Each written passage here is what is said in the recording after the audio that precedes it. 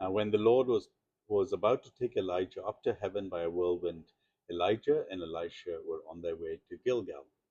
And Elijah said to Elisha, "Please stay here, for the Lord has sent me as far as Bethel." But Elisha said, "As the Lord lives, and as you yourself live, I will not leave you." So they went down to Bethel, and the sons of the prophets who were in Bethel came out to Elisha and said to him, "Do you know that today the Lord will take away your master from over you?" And he said, "Yes, I know it. Keep quiet."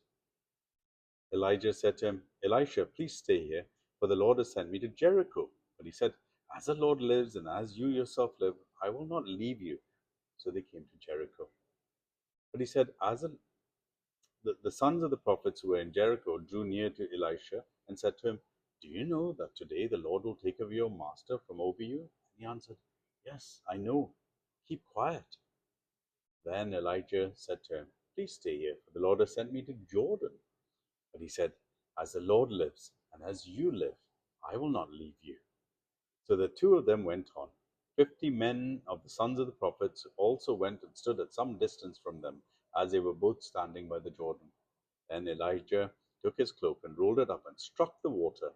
The water was parted to one side and the other, till the two of them could cross over on dry land. When they had crossed, Elijah said to Elisha, "Ask what I shall do for you, before I am taken away from you." And Elisha said, "Please let there be a double portion of your spirit on me." And he said, "You have asked a hard thing. Yet, if you see me as I am being taken from you, it shall be so for you.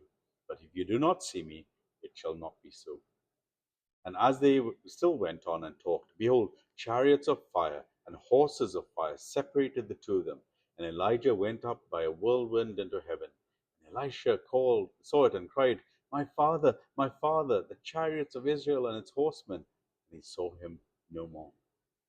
Then he took a hold of his own clothes and tore them in two pieces. And he took up the cloak of Elijah that had fallen from him and went back and stood on the banks of Jordan. Then he took the cloak of Elijah that had fallen from him and struck the water, saying, "Where is the Lord, the God of Elijah?" And when he struck the water was parted to one side and to the other, and Elisha went over. Now when the sons of the prophet who were at Jericho saw him opposite them, they said, "The spirit of Elijah rests on Elisha." And they came to meet him and bowed to the ground before him. They said to him, "Behold now, there are with you servants 50 strong men. Please let them go and seek your master. It may be that the Spirit of the Lord has caught him and cast him upon some mountain or some valley." And he said, "You shall not send." And when they urged him till he was ashamed, he said, "Send." They sent therefore 50 men. And for 3 days they sought him, but did not find him. And they came back to him when he was staying at Jericho, and he said to them, "Did I not say to you, do not go?" And the men of the city said to Elisha, "Behold, the situation of this city is pleasant, as my Lord sees, but the water is bad, the land is unfruitful."